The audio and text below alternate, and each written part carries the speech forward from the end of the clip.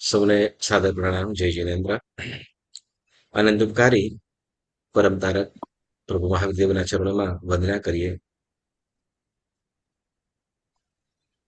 કલિકાલના કલ્પતરુષમ શ્રી ચિંતામણી પાર્શ્વ પ્રભુના ચરણોમાં વંદના કરી પૂજ્ય આચાર્ય ભગવંતો, ઉપાધ્યાય ભગવંતો અને સર્વ સાધુ સાધ્વીજી ભગવંતોના ચરણોમાં વંદના કરીએ. તથા સર્વ શ્રાવક શ્રાવિકા ભાઈ બહેનો સૌને સાદર પ્રણામ. દેવગુરુ પશાઈ સુખ શાતામાં છો બધાય? બધાય સાતામાં છો ને? સાતામાં છો પુણ્યશાળીઓ?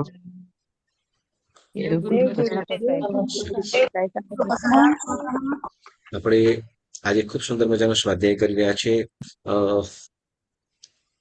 મહાસતીઓને વંદન, મતલબ મહાપુરુષો અને મહાસતીઓ જેઓએ જગતમાં યશ પ્રાપ્ત કરીને જે પોતાનું આત્મકલ્યાણ કર્યું છે એવા આત્માઓને વંદન કરતા એવોના ગુણ, એવોની જેવી શ્રદ્ધા, એમના જેવો ભાવ અને એમના જેવી ધર્મમાં અડગતા દ્રઢતા આવે છે.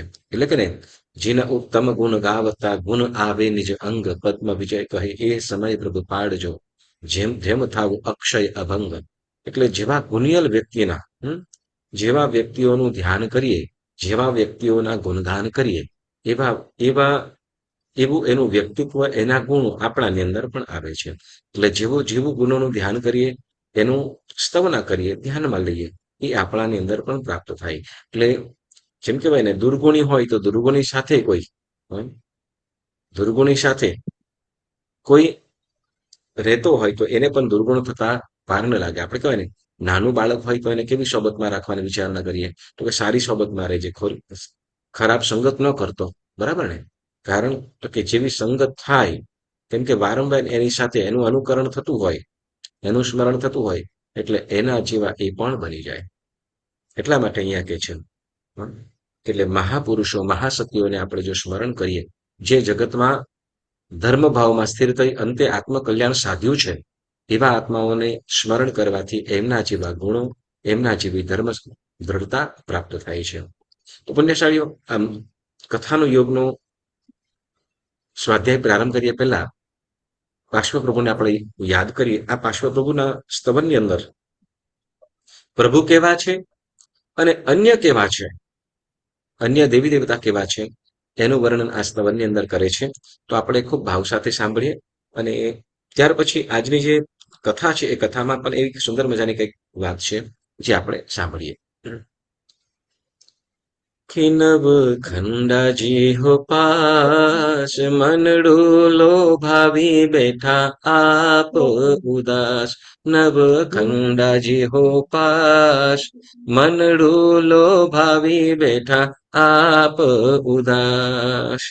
તારે તો અનેક છે ને મારે તો તું એક, તારે તો અનેક છે ને મારે તો તું એક. કામ ક્રોધી દેવ જોઈ કાઢી નાખી ટેક, હો કામ ક્રોધી દેવ જોઈ કાઢી નાખી ટેક.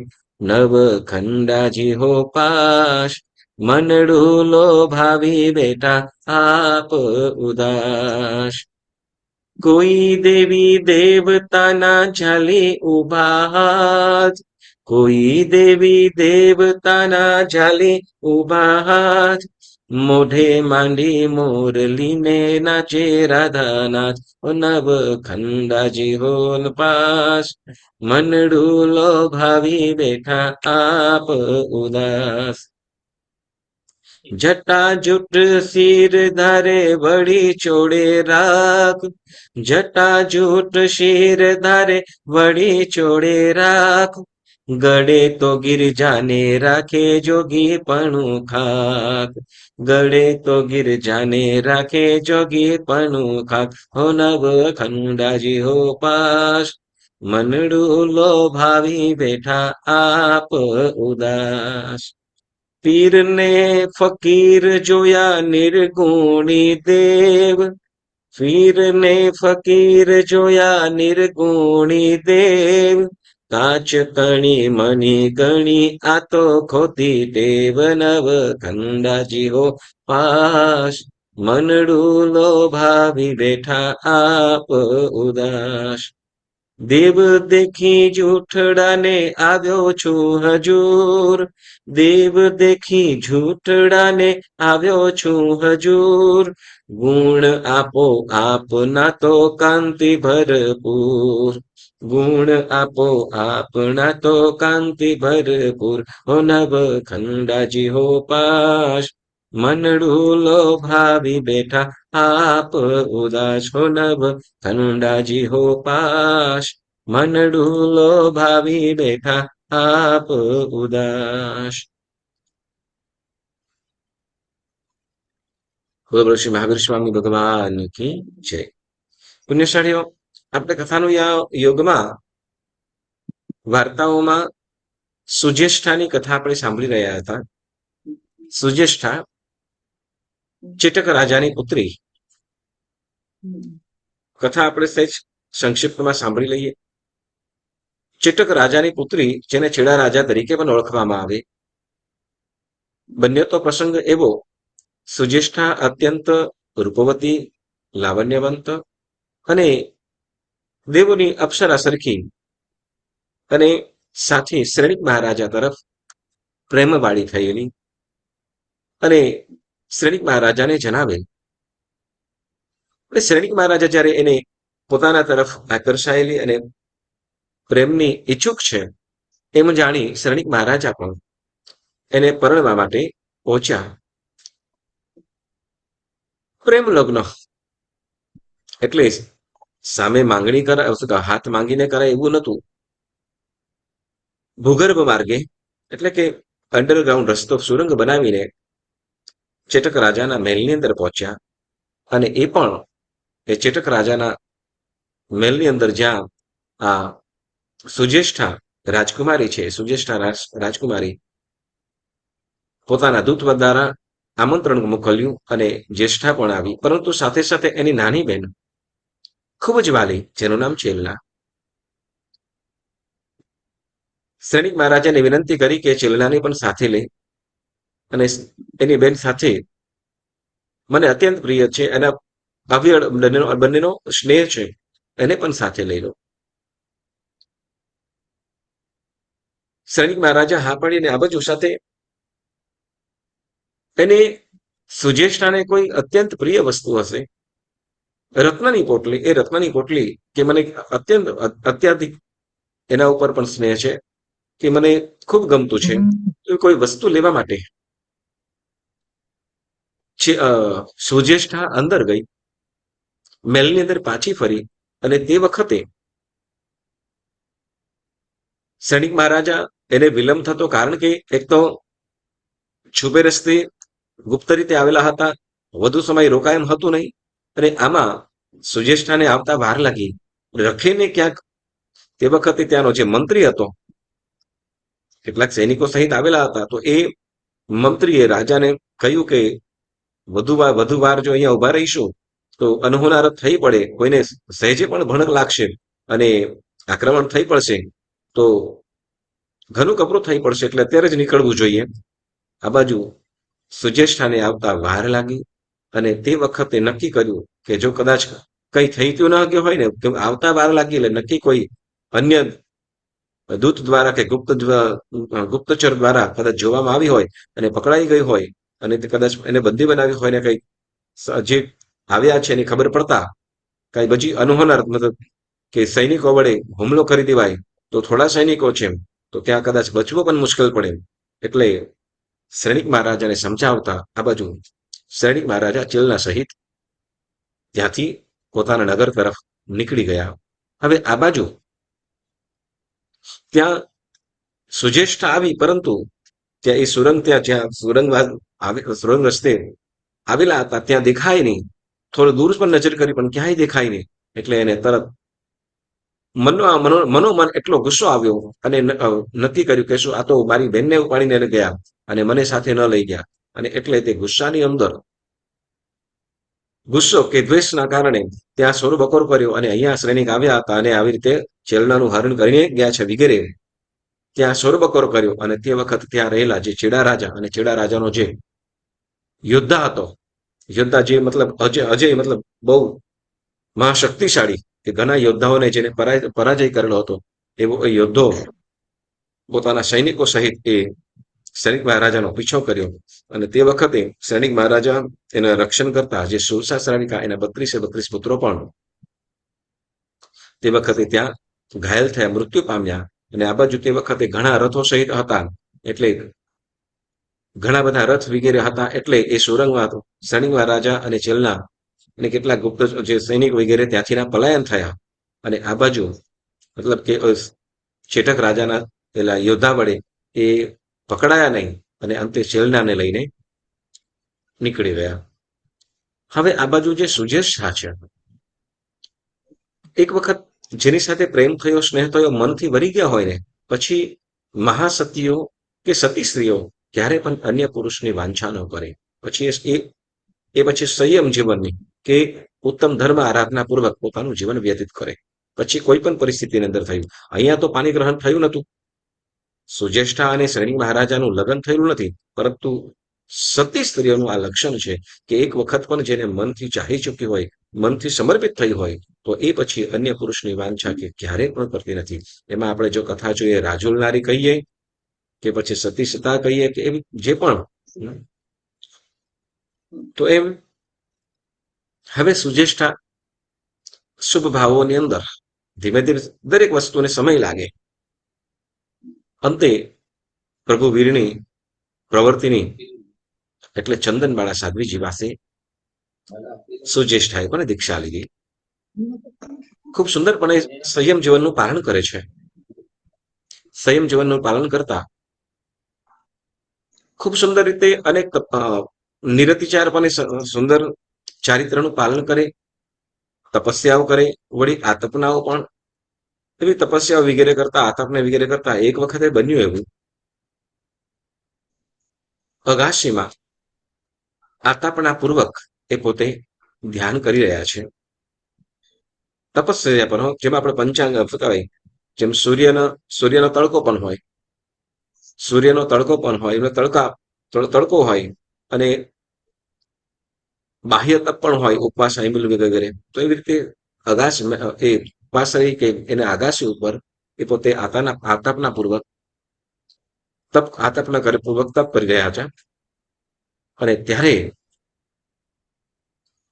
તે વખતે બન્યું એવું કે કોઈ પેઢાળ નામનો વિદ્યાધર એ નગરી ઉપરથી પસાર થતો હતો. અને પસાર ઉપર થતો હતો તે વખતે એની નજરમાં આ સાધ્વીજી જોવામાં આવી. સાધ્વીજી ઉપર નજર પડતા એક તો વિષયોથી લોલુપ હતો, વિષયોનો લોલુપ હતો, અને એક તો અન્ય રાજાની નગરી છે અને એની અંદર પણ પાછા સાધ્વી છે. કદાચ રખેને કોઈને ખ્યાલ આવે તો નક્કી અનુહાર પણ થઈ પડે, પરંતુ વિષયનો લોલુપી એ કહે ને કે જ્યારે વિષયોમાં અંધ થયો હોય ને, જે વિષયોમાં અંધ થયેલો હોય એને પવિત્રતા, શુદ્ધતા કે પછી એ કેવો આત્મા છે એ બધું જ ભૂલી જાય છે. આમ સર્વ માટે જે પૂજ્ય છે, સર્વ માટે જે પૂજ્ય છે, આરાધક છે, એના તરફ પણ દ્રષ્ટિ કેવી છે? કુદ્રષ્ટિ છે, મતલબ કે વિષય. હવે એ સાધ્વીજી ભગવંતના રૂપ પાછળ મોહિત થયો અને તે વખતે હવે તો કે એને બસ એની સાથે યૌન સંબંધ કરવો હતો. અને તે વખતે એની પાસે વિદ્યાધર એટલે અનેક વિદ્યાઓ હતી, અને એ વિદ્યાના બળે પોતાને ભમરાનું રૂપ બનાવી લીધું. ભમરાનું રૂપ કરી અને એમાં પણ અતિશય નાનો, અને ભમરું જે માખી હોય એ માખી કરતા પણ નાનું. આમ કરતા કરતા એ પોતે અંદર પેલા સાધ્વીજીને ખબર ન પડે, સુજેષ્ઠા સાધ્વીજીને ખબર પણ નથી. એવી રીતે એ પોતે એની યોનિની અંદર પ્રવેશ કરી પોતાનું શુક્રાણુ મૂકી દીધું. એટલે કે એની સાથે વિષય સેવન ભમરો બનીને કર્યું. એની સાથે વિષય સેવન ભમરો બનીને કર્યું અને પોતાનું શુક્ર મૂકીને પાછો નીકળીને ચાલ્યો પણ ગયો. હવે આ પ્રમાણે કરીને જ્યારે નીકળી ગયો સાધ્વીજી ભગવંતને કંઈ પણ ખબર નથી. કારણ શું? તો કે જ્યારે આતપ ના કરતા હોય, સાંભળજો, જ્યારે આતપ ના કરતા હોય ત્યારે શરીર સુધાનો પણ હમ, શરીરને શરીર સુધા શરીર સાથે શું થઈ રહ્યું છે એ પણ ખ્યાલ નહીં. મચ્છર કરડ્યો કે માખી કરડી કે એવું સહેજ પણ નહીં. કેમ? તો કે પોતે શરીરથી પણ મુક્ત થયેલા હોય, એમ સમજો. શરીરના જે ઘણી વખત એ વાત ધ્યાનની અંદર થયા કે પાછળ આજુબાજુની અંદર શું થઈ રહ્યું છે, શરીર ઉપર શું કોણ શું થઈ રહ્યું છે એ પણ ખ્યાલમાં આવે. એવી એટલે શરીર સાથેના પણ આત્મ પ્રદેશોને ખેંચી લે એવી રીતે. પણ બન્યું એવું કે હવે ઓલા પૈઢાળ નામના વિદ્યાધરે આ બાજુ ભમરો બળીને પોતાનું શુક્ર તો મૂકી દીધું, અને સાધ્વીજીને ખબર પણ નથી, અને સમય જતા ધીમે ધીમે ગર્ભ વધવા લાગ્યો. સાધ્વીજીને કઈ ખબર નથી કેવી રીતે થયું, અને પેટ વધવા લાગ્યો, અને ખ્યાલ આવ્યો આજુબાજુ લોકોની અંદર, શ્રાવક શ્રાવિકાઓની અંદર, અને કે આ તો શું, તો કે ગર્ભ મોટો થઈ રહ્યો છે. અને ઘણા ટાઈમથી પ્રવચ્યા, એટલે દીક્ષા લીધેલી હતી, ઘણા સમય થયેલો હતો. એટલે હવે આ સાધ્વીજી ભગવંતના ચારિત્ર ઉપર શંકાઓ થવા લાગી. કારણ તો કે દુરાચાર સેવ્યો છે. દુરાચાર સેવ્યો છે કે આ સાધ્વીજી સતી નથી પરંતુ અસતી છે વગેરે હાહાકાર થવા લાગ્યો, કેમ કે ગર્ભ થયો. પરંતુ તે વખતે કેવળ જ્ઞાની ભગવંતો ત્યાં હતા. સુજેષ્ઠા જ્યારે હતા તે વખતે સાધુ કેવલી ભગવંતો પણ હતા. એટલે કેવલી ભગવંતોના કહેણથી, એમના વચનથી કેવી રીતે એમને ગર્ભ રહ્યો એની સર્વ હકીકત જ્ઞાની ગુરુ ભગવંતો જણાવી. એટલે તે વખતે જે હકીકત જાણીને લોકોની અંદર હાશકારો થયો કે સાધ્વીજી ભગવંતને પણ ખ્યાલ આવ્યો કે શું કે આવી રીતે થઈ ગયું છે. એટલે પછી ફરીથી પણ પોતાના સંયમ જીવનની અંદર સ્વસ્થ રીતે સંયમ જીવનનું પાલન કરતા રહ્યા. આ બાજુ ગર્ભકાળ પૂરો થતા એને એક પુત્રને જન્મ આપ્યો જેનું નામ સત્યકી એવું રાખવામાં આવ્યું. પુણ્યશાળીઓ એક વસ્તુ એક વાત કે જેવા ભાવોપૂર્વક, જેવા વિચારોપૂર્વક વિષય સેવન કરવામાં આવ્યું હોય એ પ્રમાણે એ જે જન્મનારું જે સંતાન છે એના પણ સંસ્કારો બને. ફરીથી, જે વિચારો પૂર્વક વિષય સેવન કરવામાં આવ્યું હોય તે વખતે એ અંકુર, એ બીજ વડે એવા જ પ્રકારનું સંતાનમાં પણ સંસ્કારો આવે. એક બહુ સુંદર મજાની આ પ્રસંગ છે, વાત કહી દઉં. કુમારપાળ મહારાજને મારવા માટેના જે પ્રયત્નો હતા, કોણ હતા જે કુમારપાળ મહારાજાના દુશ્મન બનેલા હતા? કોઈને ખ્યાલ છે? સિદ્ધરાજ. કોણ? સિદ્ધરાજ. આપણે હા, સિદ્ધરાજ જયસિંહ તો એમના પિતાનું હતું. તો એમના પિતાએ કોઈ નર્તકી પાછળ, સાંભળજો, કોઈ નર્તકી પાછળ મોહિત થયેલા હતા. અને નર્તકી પણ ખૂબ સતી ખરી. શું કહેવાય, નૃત્ય કળા પ્રદર્શન કરીએ છીએ, અમારું અંગ પ્રદર્શન નહીં, અને કળા વેચીએ છીએ, દેહ નહીં. ઘાયેથી ના પાડી દીધી. અને સિદ્ધરાજ છે એ તો એકદમ સિદ્ધરાજના પિતા હતા. એ તો એકદમ કામુક, હવે એને ગમે તે રીતે મેળવવા માટે ઈચ્છતા હતા. અને તે વખતે હવે તે નર્તકી, એનું નામ અત્યારે એક્ઝેક્ટલી યાદ નહીં આવે, તો એ નર્તકી જે હતી એ નર્તકીને એને તો ના પાડી દીધી, પરંતુ હવે ઓલા રાજાને કેવી રીતે સમજાવવા. અને તે વખતે રાજાને સમજાવવા માટે શું કર્યું, તો કે મંત્રી અને જે રાણી હતા ખૂબ બુદ્ધિશાળી હતા. તો એને કન્ડિશન મૂકીશું, તો કે એ તમારી સાથે ભોગવશે, તમારી સાથે વિષય સુખ માનશે, પણ એની એક શરત છે. શું? તો કે એ એકલા જ આવશે, અને શું કહેવાય, એક માત્ર શું નાનકડો દીવો રહેશે, અને દીવો જેવા અંદર પ્રવેશ કરશે એટલે દીવો પણ ઠરી જશે, એટલે કે રાત્રિ અંધારાની અંદર છે. એટલે એને કોઈ પણ પ્રકારની શરમ ના આવે, એટલે આ રીતે એને ઓલો જે જયસિંહ હતો એ તો એની પાછળ અંધ તો ગમે તે રીતે તૈયાર. અને આ બાજુ જે રાણી હતા એ રાણીને, સાંભળજો, કેમ કે રાણી પણ પોતાના પતિ કોઈ અલગ દિશાએ જાય, કેમ કે ઘણી વખતે શું કામાંત થયેલા હોય, વિષય વાસનાનો કીડો જ્યારે ફરતો હોય તે વખતે સૂઝબૂઝ એટલે જે સમજણ બુદ્ધિ છે એ ભ્રષ્ટ થઈ જાય. પરંતુ જ્યારે પછી એ વિષય વાસનાનો કીડો શાંત થાય, સમજણ બુદ્ધિ પાછી આવે, તે વખતે પોતે કરેલા પાપનો એવો પ્રાયશ્ચિત પણ કરે, કદાચ પોતાના અંગો પાંગોનું પણ છેદન કરી દે, એવા જેવા પશ્ચાતાપના વિચારો હોય એવા પ્રકારે એ કરતા હોય. હવે અહીંયા એ નર્તકીએ એટલે મંત્રીએ અને રાણીએ નક્કી કર્યું કે શું, તો કે નર્તકીને તો ખરેખર શાબાશી આપી, મંત્રી અને રાણી બને પણ, કે તારા ધન્ય છે તારા એ શું કહે તારા શિયળને, કે તું દેહ વેપાર તો નથી જ કરતું, ધન્ય છે તારા જીવનને. અને આ બાજુ મંત્રી અને રાણીએ ઓલી નર્તકીને વિનંતી કરી કે શું, તો કે એક દિવસ માટે તારા કપડા અને એક ઓલી છે મારા વસ્ત્રો આમ તો કોઈને આપવું નહીં, પરંતુ હવે છે સંકટ છે, તમારા માટે સંકટ છે, તમે ધર્મ માર્ગે કરી રહ્યા છો. અને એને કપડા આપ્યા. રાણી એના એ કપડા પહેરીને એ જ્યાં નર્તકીને બોલાવી હતી એ જ રૂમની અંદર બેઠા. જેવા રાજા પ્રવેશ કર્યા, મીણબત્તી જે દીવો હતો થારી દીધો, અને રાજા પણ કામક ભાવોની અંદર એની સાથે વિષય સુખ સેવ્યું. અને એ વિષય સુખ સેવન વડે જે પુત્ર થયો એ કોણ, તો કે સિદ્ધરાજ, જે મતલબ કામુક પણ હતો, અતિ દ્વેષી પણ હતો, અતિ ક્રોધી પણ હતો, અને કામી પણ હતો, કે જે કુમારપાળ મહારાજાને જે મારી નાખવાના જેને પ્રયત્ન કર્યા હતા એ.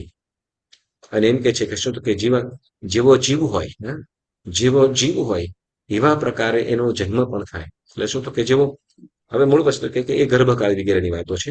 મૂળ વસ્તુ કે જેવા વિચારોની અંદર વિષય સેવન થયું હોય, જે આવનારું સંતાન કે બાળક પણ એવા સંસ્કારો વાળું થાય, જે હવે આ કથાની અંદર પણ આવે છે.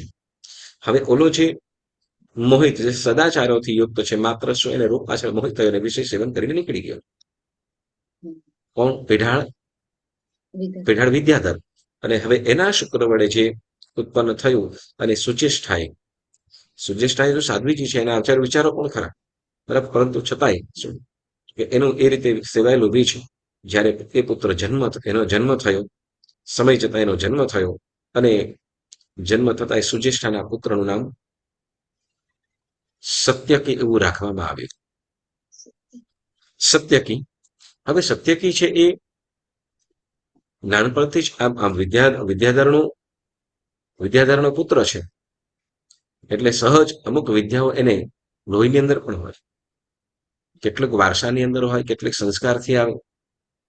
હવે એને વળી સાથે કોઈ અધૂરું રહેલું હોય એ પણ આવી જાય. એટલે આ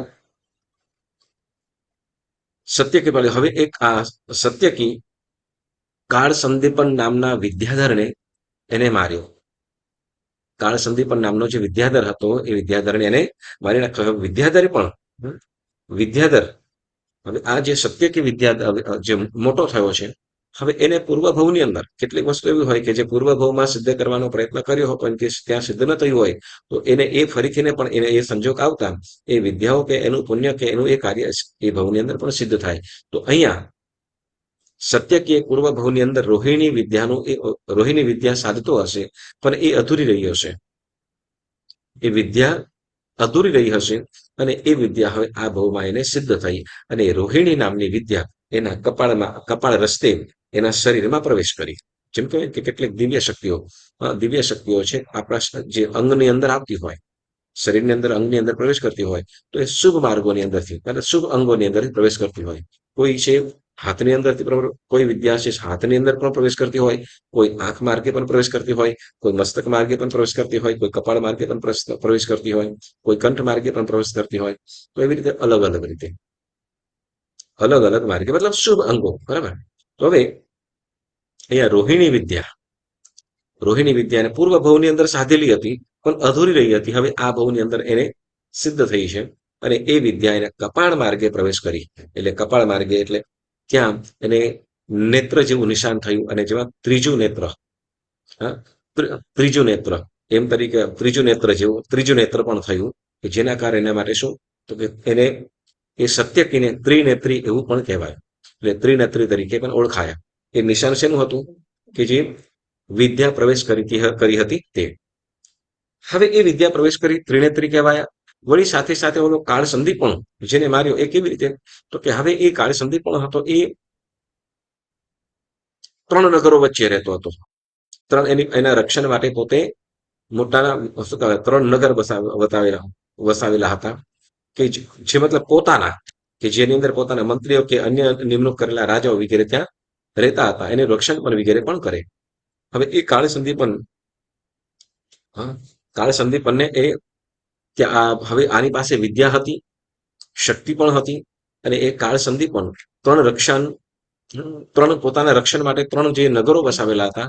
હવે આ સત્યકીએ એ પોતે શક્તિશાળી છે, અનેક વિદ્યાઓ એની પાસે છે, એટલે 3 નગરોને પણ ખેદાન ભેદાન કરીને નાશ કરી દીધા. અને હવે ત્યાંથી 3 નગરો નાશ કર્યા. એટલે હવે કાળ સંદીપ હતો એ ડર્યો કે હવે શું કે જે મારું જેનાથી હું રક્ષણ પામતો હતો એને પણ ખતમ કરી નાખ્યા. એટલે હવે મારું આવી બન્યું કે કદાચ હવે હું જીવતો બચીશ નહીં. એટલે ત્યાંથી પોતાનું રક્ષણ કરવા માટે પોતે પોતાનો બચાવ રક્ષણ માટે સમુદ્રની અંદર પણ પહોંચી ગયો. પરંતુ અહીંયા એ સત્યકી એ કાળ સંદીપ અને સમુદ્રમાં જે છુપાઈને બેઠો હતો એ સમુદ્રમાંથી પણ કાઢીને ત્યાં એને મારી નાખ્યો. હવે આ 3 નગરનો નાશ કરેલો હતો કાળ સંદીપન રાજાના.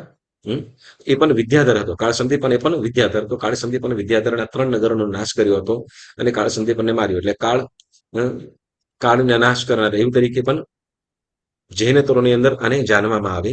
વળી સાથે ત્રિપુરારી તરીકે પણ 3 નગરનો, પુર એટલે નગર, પુર એટલે નગર, તો ત્રિપુર ત્રિપુરારી એટલે 3 ત્રિપુરારી તરીકે પણ એ ત્રિનેત્રી અને ત્રિપુરારી તરીકે પણ ઓળખાયા. કોણ? તો કે આ સત્યકી વિદ્યાધર છે તે. બરાબર. હવે જેમ કીધું ને કે જેવો હવે આ સત્યકી છે એ સત્યકી એટલો બધો વિષય લોલુપી થયો, સત્યકી એટલો બધો વિષય લોલુપી થયો છે કે વાત ન પૂછો. કે જેમ કહેવાય કે તાપસોની પત્નીઓ, જે તાપસો હોય મતલબ જે સંસાર રાજપાટ વગેરે છોડીને રાજપાટ વગેરે રાજપાટ અથવા સૃષ્ટિવીર્યો વગેરે પણ એ પોતાના ઘર પરિવાર વગેરે છોડી એ પોતે તાપસ જીવન જીવતા હોય કે વનમાં જાય, મતલબ વનમાં રહી અને બસ હવે પોતે પોતાનું મતલબ મોહ માયાથી દૂર થઈ અને પોતે એક વનવાસી જેવું જીવનતા હોય કે સર્વ આદિ વ્યાધિઓને દૂર કરીને કોઈ પોતાના પરિવાર સહિત પણ હોય તો એટલે એને તાપસ કહેવાય. જે વનની અંદર કુટીર બનાવીને ઘાસની ઝૂંપડીઓ વગેરે બનાવીને એની અંદર રહેતા હોય. તો એવી રીતે જે તાપસો રહેતા એ તાપસોની પત્નીઓને પણ એની સાથે પણ વિષય સેવતો. એટલે તાપસોની પત્નીઓ વળી જે રાજાની રાણીઓ વગેરે છે તો કોઈને પણ કોઈને પણ છોડતો નહીં અને બધા સાથે પણ કોઈ અલગ અલગ રૂપોની અંદર જાય અને એની સાથે વિષય સેવન કરે. એટલે તાપસોની પત્નીઓ વળી રાજાઓની રાણીઓ વગેરે સૌની સાથે. હવે કેવી રીતે કે રાણીઓને પણ ખબર ન હોય, રાણીઓને પણ ખબર ન હોય, કારણ તો કે એ જે રાજા હોય તો એના રાજા જેવું રૂપ લઈને જતો રહે. જે રાણી છે તો એના જેવું રૂપ લઈને જતો રહે, અથવા તાપસ છે તો એના જેવું રૂપ લઈને જતો રહે એની સાથે વિષય. એટલે જે રાણીઓ છે કે જે સ્ત્રીઓ છે એને તો ખ્યાલ પણ નથી આવતો. પરંતુ જ્યારે ખ્યાલ આવ્યો એટલે હવે જ્યારે અને સાથે સાથે એની સાથે આકાશ માર્ગે બીજા 2 નંદી અને નંદીશ્વર વિદ્યાધર, એટલે 3 થઈ ગયા. એક સત્યકી સાથે નંદી નામનો વિદ્યાધર અને નંદીશ્વર. તો આ 2 મિત્રો સત્યકી આ 2 મિત્રોની મદદથી બહુ દુર્દાંત વાળો એટલે શું? તો કે હવે પહેલા એકલાનું બળ હતું પણ હવે બીજા 2 જણ મગડ્યા. એટલે દુર્દાંતનો મતલબ કે શું કે સાવ દુષ્ટતા આવી એની અંદર. દુષ્ટતા એટલે શું કરે? તો કે જે એની સામે એટલે શું કહેવાય, જે પણ એની સામે થાય એને શું કરે? તો કે બાળી નાખે, મારી નાખે. એટલે જે પણ કરે બરાબર ને, કદાચ કોઈ રાજાને ખબર પડી જાય કે એને મારી રાણીઓ સાથે અને વિષય સેવન કર્યું છે, એટલે રાજા એની સામે સામો થાય તો એને શું કરે? તો કે પોતે એને બાળી નાખે, એને વિદ્યા બળીને બાળી નાખે, ખતમ કરી નાખે. હવે મૃત્યુના ભયથી કોઈ એની સાથે, અને પાછું એક નહીં, હવે 3 જણા હતા અને 3 જણા એ પણ પાછા વિદ્યાઓ વાળા. એટલે એની સાથે કોઈ એની સામે ન થાય. જે પણ સામે થાય એને મારી નાખે. હવે નંદી અને નંદીશ્વર સત્યકી આ બધાય હવે તે વખતે એક શિવાદેવી, ઉજ્જૈની નગરીના જે રાજા શિવાદેવી, ઉજ્જૈન નગરીના રાજા ચંદ્રપ્રદ્યોત, હા, ચંદ્રપ્રદ્યોત રાજાએ આને ગમે તે તો કરવું પડે, નહીં તો કોઈનું રક્ષણ ન કરી શકીએ. બધાએ રાજાઓની રાણીઓને આને શીલથી શીલભંગ કર્યો. વળી સાથે એની સાથે મૈથુન વગેરે સેવન. માત્ર એક શિવાદેવી એવા હતા કે જેને શિવાદેવી સિવાય બાકીને બધાને અને શીલથી પતન કરાવ્યું. એવો આ સત્યકી. હવે બન્યું કે ઉજ્જૈની નગરીના ચંદ્રપ્રદ્યોત રાજા, ચંદ્રપ્રદ્યોત રાજા એ દરેક રાણીઓને પણ એને શિયળથી ભ્રષ્ટ કરી, એટલે ભ્રષ્ટ કરી મૂકી. એટલે ચંદ્રપ્રદ્યોત અત્યંત ગુસ્સે થયેલો છે. ચંદ્રપ્રદ્યોત અત્યંત ગુસ્સામાં આવીને હવે તેને સત્યકીને ગમે તે રીતે મારી નાખવાનું, એને ગમે તેમ રીતે મારી નાખવા માટે તૈયાર થયો. પરંતુ સાથે એ વિદ્યાધર છે, એની સાથે બીજા બે મિત્રો પણ છે. તો હવે કેવી રીતે એને ખતમ કરવા, મારી નાખવા માટે જે પણ એને ખતમ કરી નાખશે એને મોહ માંગ્યું ધન આપવામાં આવશે, મોહ માંગી ખૂબ ધન આપવામાં આવશે. પરંતુ આ બાજુ એની દુષ્ટતા જોઈને, દુષ્ટતા અને એની ક્રૂરતા જોઈને એને મારવાનું કોઈ બીડું પાડતું નથી. એટલે કે એને એ ખતમ કરવા માટે કોઈ આગળ આવતું નથી. પરંતુ તે વખતે હવે એની કમજોરી શું છે વગેરે જાણી અને ત્યાં એ ઉજ્જૈની નગરીની જે ઉમા નામની વેશ્યા, ઉમા નામની જે વેશ્યા હતી એ વેશ્યાએ આ કામ ઉપાડ્યું. ઉમા નામની વેશ્યાએ કામ ઉપાડ્યું અને એ ઉમા નામની વેશ્યાએ આ સત્યકીને મારી કેવી રીતે ખતમ કરવો વગેરે. હવે એની કમજોરી શું હતી તો કે જે પણ એના જોવામાં આવે, સુંદર સ્ત્રી જોવામાં આવે તો એ વિષય લોલુપી છે અને એની સાથે ભોગ માટે પહોંચી જાય છે. તો એ ઉમા છે, ઉમા નામની જે વેશ્યા ગણિકા છે એ અત્યંત રૂપાળી, અને એમ કે છે ને કે જે ગણિકા કે નર્તકી વગેરે હોય ને, પછી દેહ વ્યાપાર વાળા, તો એ જે રિયલ હોય એના કરતા અનેક ગણું સુંદર દેખાતા હોય અને હાવભાવ વગેરે પણ આકર્ષતા હોય. અને એ ઉમા એક વખતે બારીએ સુંદર સજીને બારીએ ઊભી હશે, બારીમાં ત્યાં ઊભી હશે અને તે વખતે આ સત્યકી પણ પોતાના વિદ્યાના બળે ત્યાં ભમતો હશે, ફરતો હશે. અને એ સત્યકીના જોવામાં આ ઉમા આવી એટલે સત્યકીએ નક્કી કર્યું કે ઓહ, આ સ્ત્રીને તો જોઈ જ નથી. અને એ સત્યકી ઉમા પાછળ મોહિત થયો અને એની પાસે પહોંચી ગયો. ઉમા પાસે પહોંચી ગયો અને ઉમા પાસે પહોંચી ગયો અને ઉમા સાથે એને વિષય સેવન પણ કર્યું. વિષય સેવન કરતા એ ખરેખર એને પણ પોતાના તરફ આકર્ષવા માટે ઉમાએ પણ કોઈ કચાશ છોડી નહીં. અને ખરેખર ઉમા તરફ આ આકર્ષાયેલો એવો અને એની સાથે વિષય સેવન કરવાથી વેશ્યા સાથે, ઉમા નામની વેશ્યા સાથે વિષય સેવન કરવાથી આ સત્યકી ઉમાપતિ તરીકે પણ જાહેર થયા. ઉમા નામની વેશ્યાથી, એ વેશ્યા સાથે વિષય સેવન કરવાથી ઉમાપતિ તરીકે પણ એ જાહેર થયા. હવે એ પોતે ઉમા સાથે ઉમાને પોતાના વિમાનની અંદર પુષ્પનિકેતન નામનું જે વિમાન એની પાસે આ સત્યકી નામનો વિદ્યાધર એને પુષ્પનિકેતન નામનું જે પુષ્પકેતન નામનું જે વિમાન, એ વિમાનની અંદર આ ઉમાને લઈને પોતે ફરતો અને વિષય શોખ વન ભોગવ્યું. હવે ઉમાપતિ તરીકે જાહેર થયો અને હવે ધીમે ધીમે ધીમે શું કહે છે, ઉમા પણ એની સાથે રહેવા લાગી અને એના મરણનું કારણ પણ જાણી લીધું. મરણ એનું કેવી રીતે મરી શકે, એટલે એનું જે રાજ હતું એ રાજ આ ઉમાએ જાણી લીધું. તે વખતે સત્યકે ઉમાને કીધું કે જ્યારે પણ હું વિષય સેવન કરતો હોઉં, જ્યારે પણ વિષય સેવન કોઈની પણ સાથે વિષય સેવન કરતો હોઉં, તો તે વખતે મારી જે વિદ્યા છે, મારી શક્તિ અને વિદ્યા આ તલવારની અંદર સ્થાપિત કરું છું અને તલવાર બાજુમાં રાખું. એટલે જ્યારે વિષય સેવન કરતો હોઉં તો મારી વિદ્યા બધી તલવારમાં રાખી તલવારને થોડી દૂર રાખવું કે જેથી અપવિત્ર ના થાય.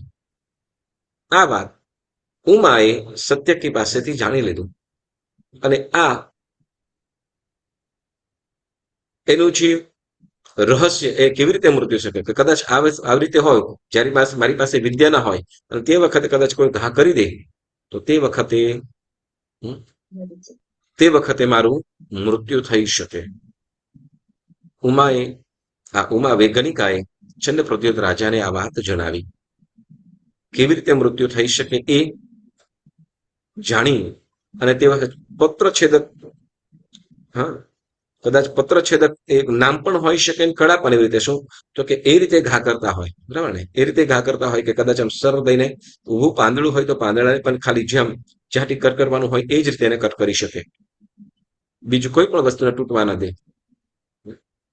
એવો કુશળ કોઈ મારક હશે ઘા કરનાર તો એવા પત્રછેદક કુશળ એવા સૈનિકને ત્યાં તૈયાર કરેલો છે. અને ઉમાના કેણ પ્રમાણે સમય વગેરે પણ નક્કી થયો. આ પ્રમાણે આ સત્યકી આવશે અને આ બાજુ સત્યકી આવ્યો છે અને ઉમા સાથે વિષય સેવન માટે સત્યકી આવ્યો છે. પોતાની વિદ્યા શક્તિ જે ખડક તલવારની અંદર એને સ્થાપીને દૂર કરી દીધી અને ઉમા સાથે વિષય સેવવાનું ચાલુ કર્યું. કામ ક્રીડા માટે વિષય સેવન ચાલુ કર્યું એને. અને તે વખતે જે ઓલો પત્રછેદક જે મારક હતો એ એવી રીતે એને ખેંચી કાઢ્યો કે તરત એવી રીતે માર્યો એને કે તરત શું તો કે ઉમાને કંઈ પણ ઈજા ન થાય. ઉમા જે ગણિકા છે એનું કંઈ પણ થવું ન જોઈએ એ પ્રમાણે કરતા વિષય સેવન કરતા એવાને જ એને શું તો કે એનું અંગ છેદી નાખ્યું અને અંગ છેદી નાખ્યું અને આ બાજુ એને અંગ છેદીને એને ખતમ કરી નાખ્યું. સત્યકીનું મૃત્યુ થયું. હાહાકાર મચી ગયો અને તે વખતે ગુસ્સે થયેલા. તે વખતે કેમ કે તે વખતે એ સત્યકી નામના જે વિદ્યાધર હતો એ વિદ્યાધરને કહ્યું તો કે વિષય સેવન કરતો હતો એ જ અવસ્થાની અંદર એને ઘા કર્યો અને તે વખતે એનું મૃત્યુ થઈ ગયું. અને તે વખતે એના જે બે મિત્ર નંદી અને નંદીશ્વર આ બંને મિત્ર ગુસ્સે થયા અને જે નંદી નામનો જે વિદ્યાધર હતો મોટી શિલા વિકુરવી બનાવી, મોટી શિલા પથ્થર કે આ શિલાથી આખા નગરને ખતમ કરી નાખી ખૂબ ગુસ્સાની અંદર. અને તે વખતે આ ચંદ્રપ્રદ્યોત રાજા એને ખૂબ વિનવણી કરે અને કહે છે કે હું શું કરું. પહેલા તો અમારાથી આ ભૂલ થઈ છે, તમારા મિત્રનું અમે માફી માંગી કે અમે તો તમે મારા મિત્રનું તમે એને હણી નાખ્યો, તમે કોઈ પણ રીતે માફ નહીં કરું. પણ તે વખતે રાજા વિનંતી કરે છે કે કોઈ પણ શું કહેવાય હું શું કરું, એવું શું કરું કે જેથી તમે ખુશ થાવ, પ્રસન્ન થાવ. ત્યારે ઓલો જે નંદી નામનો જે વિદ્યાધર છે એ વિદ્યાધર કે છે જો હવે એક જ રીતે તમને માફ કરી શકું છું તો કે જે અવસ્થાની અંદર એનું મૃત્યુ થયું, જે અવસ્થાની અંદર એને મારવામાં આવ્યો, જે રીતે એને મારવામાં આવ્યો એ જ અવસ્થાની અંદર જે રીતે એનું મૃત્યુ થયું એ જ અવસ્થાની અંદર એના મંદિરોમાં એની એવી મૂર્તિ બનાવીને એની તમે પૂજા કરો તો જ હું માફ કરીશ, તો જ હું ખુશ થાવ. અને તે વખતે રાજાએ પણ એની વાત કબૂલ કરી. કેમ તો કે આવા પ્રકારનું બની ગયું છે કે એને ખતમ કરી નાખે. જો ન ખતમ કરે તો ઘણી વખતે પુણ્યશાળીઓ શું થાય કે જ્યારે ન છૂટકે જો એને કદાચ ખતમ ન કરે તો અનેક રાણીઓ, સ્ત્રીઓ વગેરેના શિયાળના પતન થવાનું કારણ બને. વળી સાથે કે ને રાજાનું એક કર્તવ્ય પણ હોય. શું? દુષ્ટને દંડ, સજ્જનને સન્માન. દુષ્ટને દંડ અને સજ્જનને સન્માન, આ રાજાનું કર્તવ્ય હોય છે. પ્રજાનું રક્ષણ અને પાલન. જ્યારે આ સત્યકી જેવો દુષ્ટતા વાળો હતો એટલે ખતમ કરવો જરૂરી હતો, પણ હવે બન્યું છે એવું કે હવે અડધું કામ થઈ ગયું છે, પરંતુ હવે પોતાનું ધર્મ જે પ્રજાના રક્ષણ માટે હવે તો જે વિદ્યાધર જે કહી રહ્યો છે એ પણ કરવું પડશે. નહીં તો શું, તો કે આખા સંપૂર્ણ નગરને નાશ થવાનો ડર છે. તે વખતે ઓલો સત્યકી જે છે, ઓલો નંદી જે વિદ્યાધર છે, શિલા લઈને તૈયાર છે, કન્ડિશન મૂકી, શરત મૂકી કે ગમે તેમ હોય, શું તો કે જો આની જે પ્રમાણે એને હનવામાં આવ્યો, મારી નાખવામાં આવ્યો, એ જ રીતે એની જો તમે પૂજા કરશો તો તમને માફ કરીશ, તો તમને કાંઈ નહીં કરું. રાજાએ પણ શરત કબૂલ કરી.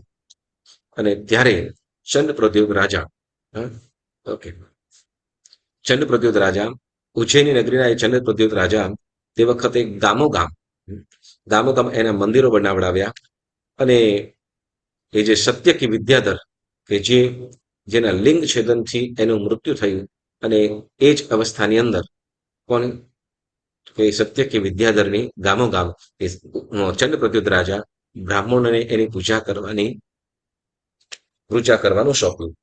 અને બ્રાહ્મણોએ પણ બધા બ્રાહ્મણો પણ શું, તો કે એની આજીવિકા હોય, બ્રાહ્મણની આજીવિકા પૂજા પાઠ વગેરે કરાવી. એટલે દરેક વર્ણના અલગ અલગ વ્યવસાય હોય. 4 વર્ણ, કોઈને ખ્યાલ છે 4 વર્ણ કયા કયા? હમ 4 વર્ણ ખ્યાલ છે ને બધાને? ક્ષત્રિય, વૈશ્ય, બ્રાહ્મણ અને ક્ષુદ્ર. બરાબર, 4 વર્ણ કયા કયા? ક્ષત્રિય, વૈશ્ય, બ્રાહ્મણ અને શુદ્ર. તો જે ક્ષત્રિય છે એ રાજાઓ, પ્રજાઓનું રક્ષણ, લડવાઈયાઓ, યોદ્ધાઓ વગેરે હોય. બરાબર. વળી વૈશ્ય કે વણિજ, વ્યાપાર, એનો વ્યવસાય વ્યાપાર હોય. બ્રાહ્મણ છે એ લોકોને કર્મકાંડ, વિદ્યા, પઠન પાઠન આદિ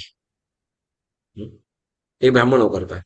વળી શુદ્ર છે તો કે બાકીનું જે કાર્ય છે, દરજી, મોચી, કિસાન, હા, વગેરે જે અમુક છે તો એ જે કાર્યો છે, કામો, તો એ ક્ષુદ્ર જે છે એ ક્ષુદ્ર વર્ણની અંદર આવતું. તો એમાં કર્મકાંડ વગેરે, મતલબ કે આવા પૂજા પાઠ વગેરે રાજાઓની આજ્ઞાથી એ બધા કરતા, રાજાઓની આજ્ઞાથી એ કરવામાં આવતું.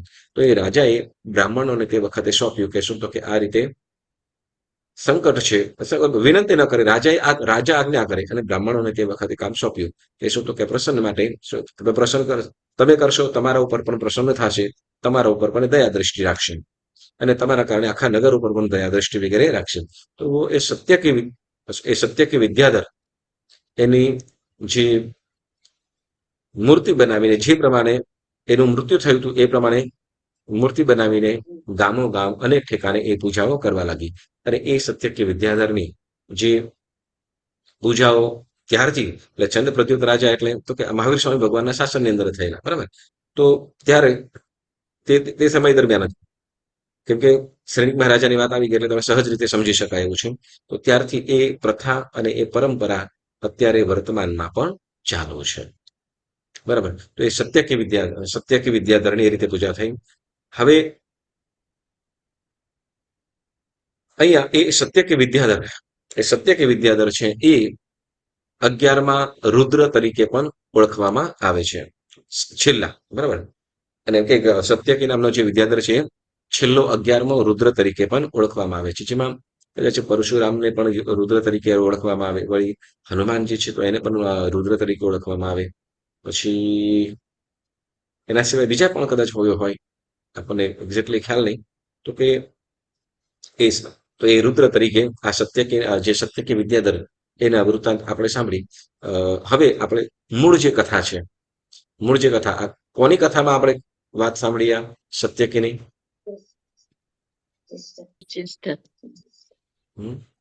જ્યેષ્ઠા કે સુજ્યેષ્ઠા? હા, જ્યેષ્ઠા અલગ અને સુજ્યેષ્ઠા પણ અલગ છે. ઓકે, ચાલો. તો હવે આ સુજ્યેષ્ઠા, બરાબર, એના દ્વારા એના દ્વારા મતલબ જન્મેલો આ પુત્ર જેની આપણે વાત સાંભળી.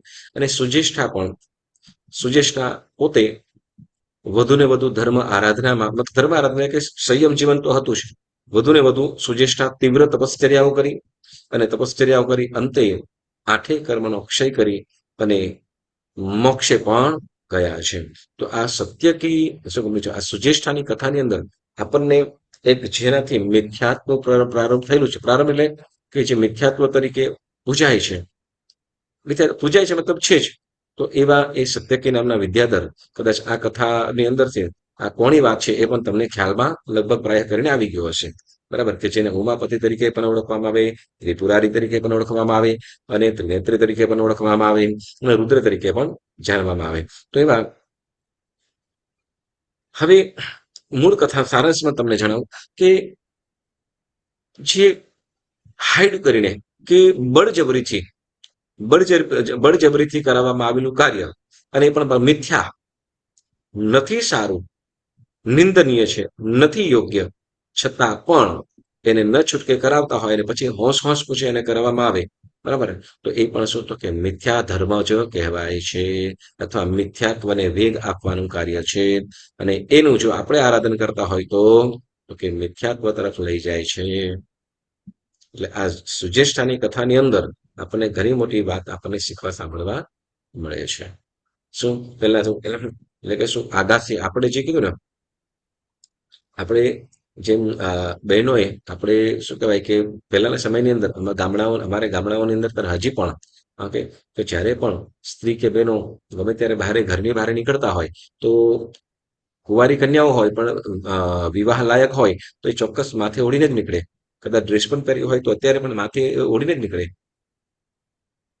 તો જેના જેના કારણે શું છે કે કોઈ પણ આપણા કારણે, આપણા દેહના કારણે કોઈના પણ મનની અંદર વિકાર વાસનાનો અ, જન્મ થતો, વિકાર વાસના ઉદ્ભવતી હોય કે જન્મતી હોય, તો એનું એના નિમિત્ત આપણે છીએ.